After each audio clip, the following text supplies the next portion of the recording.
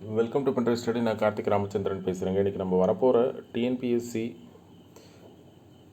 TNUSRB Tamil Nadu police உதவி ஆய்வாளர் sub inspector எக்ஸாமுக்கான இம்பார்ட்டன்ட் பிடிஎஃப் கம்பைலேஷன் தான் பார்த்துட்ருக்கோம்.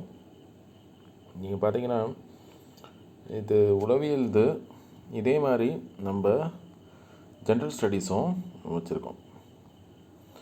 கடைசியாக 2023 டிஎன்யூஎஸ்ஆர்பி கண்டக்ட் பண்ணாங்க சப் இன்ஸ்பெக்டர் எக்ஸாம். அது வரைக்கும் நம்ம கவர் பண்ணிட்டோம். 480% இருக்குது.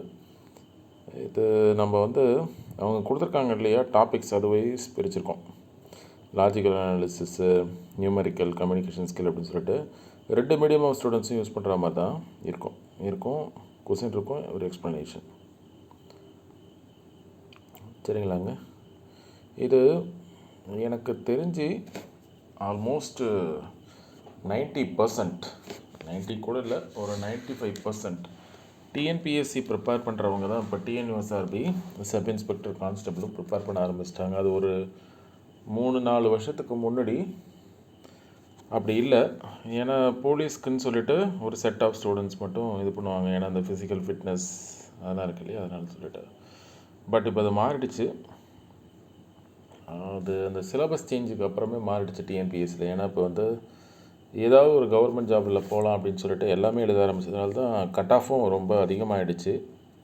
கிட்டத்தட்ட டோட்டல் மார்க்லேருந்து ஒரு 6-7 தான் இருக்குது கட் ஆஃப் எல்லா கேட்டகரிஸ்க்கும். அதுக்கு காரணம் டிஎன்பிஎஸ்சி எழுதுகிறவங்களும் இங்கே எழுதுகிறாங்க, அந்த பிரச்சனை தான். சரிங்களா.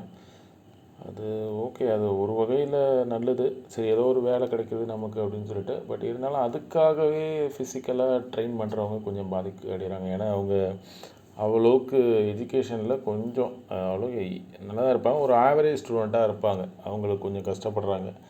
சரி, ஓகே, நம்ம பார்ப்போம். இந்த 480 கொஷின்ஸ் இப்படி தான் இருக்கும். நீங்கள் பாருங்கள். யார் இன்ட்ரெஸ்டடோ எனக்கு இந்த நம்பருக்கு வாட்ஸ்அப் பண்ணுங்கள், நான் எப்படின்னு சொல்கிறேன். சரிங்களாங்க. We will meet in next class. Thank you.